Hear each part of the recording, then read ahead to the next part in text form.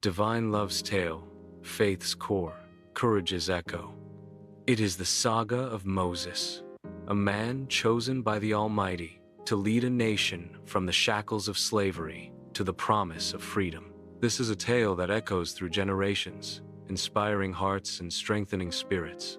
Our story begins not with a hero, but with a people in profound despair.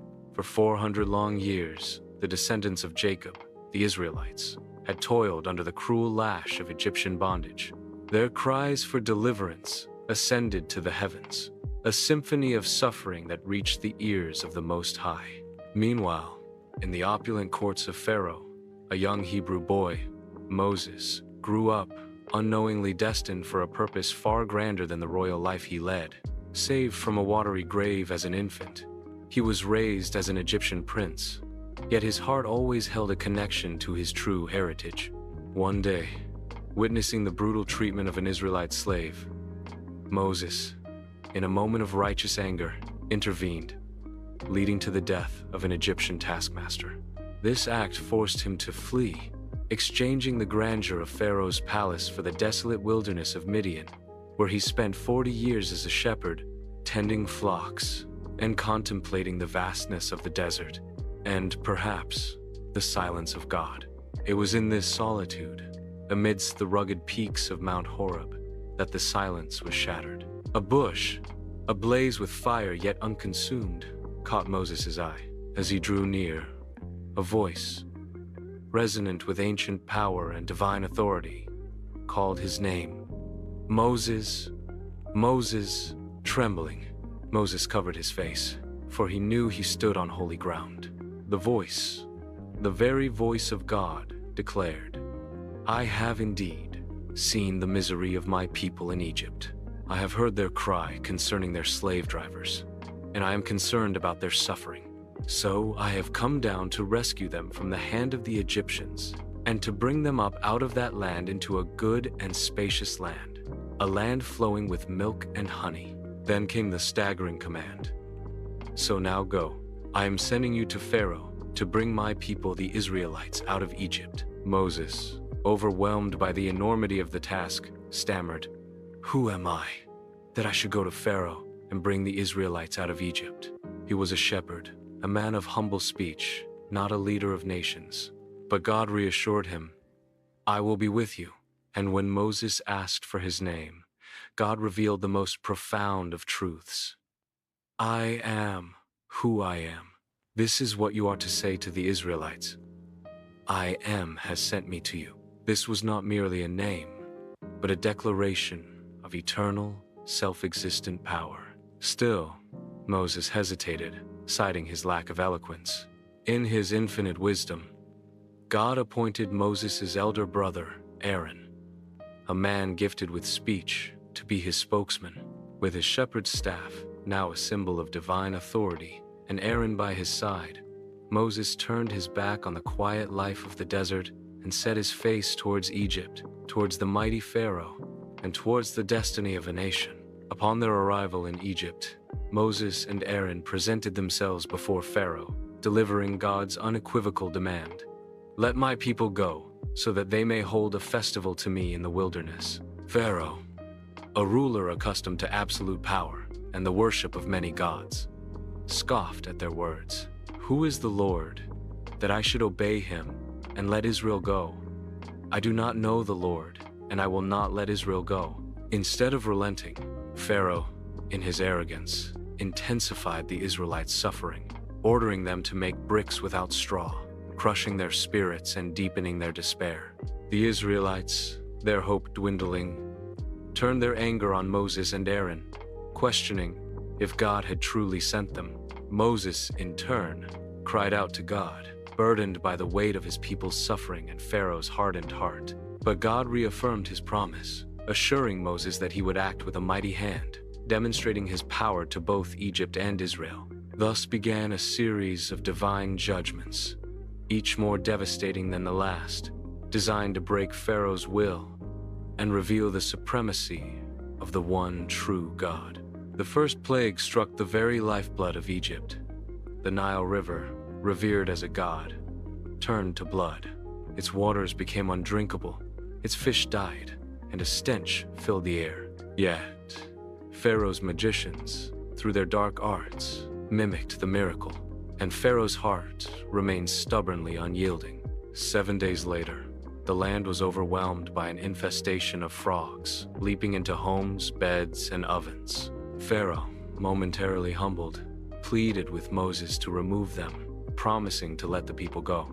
But as soon as the frogs died, his resolve hardened once more. Then came the gnats, tiny biting insects that covered every man and beast, a torment from which even the magicians could not escape, forcing them to admit, "This is the finger of God."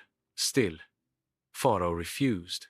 Next, swarms of flies invaded, but this time the land of Goshen, where the Israelites dwelled, was spared, a clear distinction drawn by God.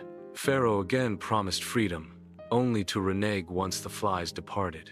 A devastating plague then struck the livestock of Egypt: horses, donkeys, camels, cattle, and sheep, but not a single animal belonging to the Israelites perished. Pharaoh investigated, found the truth, yet his heart remained hard. Boils, painful and festering, erupted on the skin of Egyptians and their animals, even afflicting Pharaoh and his magicians, preventing them from standing before Moses. Yet, Pharaoh's defiance persisted. Then came a hailstorm of unprecedented fury, raining down ice and fire, destroying crops and killing every person and animal caught in the open. Pharaoh, terrified, confessed his sin. "The Lord is righteous, and I and my people are wicked." He begged Moses to intercede, promising to let them go. But as soon as the storm ceased, his repentance vanished like mist.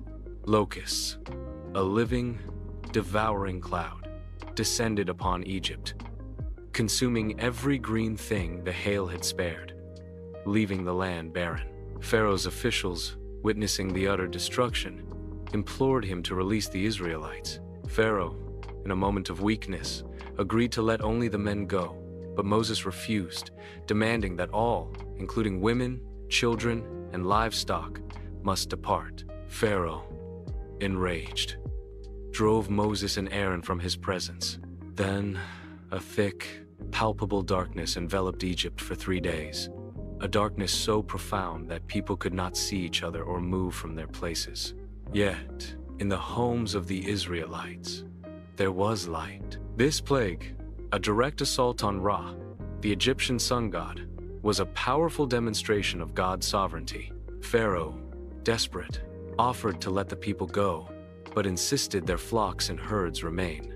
Moses, firm in God's command, refused this compromise, declaring that not a hoof would be left behind. Pharaoh, his heart now completely hardened by God, vowed never to see Moses again. Finally, God announced the 10th and most terrible plague, the death of every firstborn son in Egypt, from Pharaoh's heir to the firstborn of the lowliest servant, and even the firstborn of livestock. But for the Israelites, there was a way of salvation. God instructed them to sacrifice a lamb without blemish, and to paint its blood on the doorposts and lintels of their homes. When the angel of death passed over Egypt, it would see the blood and spare that household. This night, known as Passover, became a perpetual ordinance, a memorial to God's miraculous deliverance. At midnight, a wail of unimaginable grief arose throughout Egypt as the plague struck. There was not a single house without death. Pharaoh, utterly broken, summoned Moses and Aaron in the dead of night and commanded them, "Up, leave my people, you and the Israelites. Go, worship the Lord as you have requested. Take your flocks and herds, as you have said, and go. And also, bless me." The Egyptians, terrified, urged the Israelites to leave quickly, even giving them silver, gold, and clothing, fulfilling God's earlier promise that they would not leave empty-handed. Thus, after 430 years, the Israelites, a vast multitude of 600,000 men, besides women and children, along with a mixed crowd of other peoples and their immense flocks and herds, departed from Egypt. God himself led them, not by the shortest route through the Philistine land, but by way of the desert toward the Red Sea, knowing that a direct confrontation with war might cause them to turn back. By day, a majestic pillar of cloud guided their path, shielding them from the desert sun. By night, a pillar of fire illuminated their way, providing warmth and light. God was ever present, a constant, visible sign of his protection and guidance. But Pharaoh, in his pride and folly, soon regretted his decision. His heart, once broken, hardened again. "What have we done?" he cried to his officials. "Why have we let Israel go from serving us?" He mustered his entire army, 600 of his finest chariots, along with all the other chariots of Egypt, their commanders, and his elite cavalry, and set off in furious pursuit. The Israelites, marching confidently, suddenly found themselves trapped. Before them lay the vast, impassable expanse of the Red Sea. Behind them, the thunderous roar of Pharaoh's chariots and the glint of Egyptian spears grew ever closer. To their left and right, towering mountains and impassable wilderness sealed their fate. Panic erupted. The people, their faith wavering, cried out to Moses, "Was it because there were no graves in Egypt that you brought us to the desert to die? What have you done to us by bringing us out of Egypt? Didn't we say to you in Egypt, 'Leave us alone, let us serve the Egyptians'? It would have been better for us to serve the Egyptians than to die in the desert." Their fear was palpable, their despair absolute. But Moses, his gaze fixed on the unseen, his spirit anchored in the unshakable promise of God, stood firm. With a voice that cut through the clamor of fear, he declared, "Do not be afraid. Stand firm, and you will see the deliverance the Lord will bring you today. The Egyptians you see today you will never see again. The Lord will fight for you. You need only to be still." What an extraordinary declaration of faith in the face of utter impossibility. And then the voice of God spoke to Moses. "Why are you crying out to me? Tell the Israelites to move on. Raise your staff and stretch out your hand over the sea to divide the water so that the Israelites can go through the sea on dry ground." Moses, without hesitation, obeyed. He raised his staff, the simple shepherd's crook now imbued with divine power, and stretched his hand out over the churning waters. And then, a miracle unfolded before their very eyes. A spectacle of such grandeur and power that it defies human comprehension. A strong east wind, sent by God, began to blow, relentlessly pushing back the waters of the Red Sea. Slowly, majestically, the sea began to part, forming two towering walls of water, one on their right and one on their left. In the middle, the seabed, once submerged, became dry ground, firm and solid, a path miraculously cleared through the heart of the ocean. The Israelites, their fear transforming into awe, began to cross. 600,000 men, along with their families and livestock, walked on dry land between walls of water that defied gravity, a testament to God's omnipotence.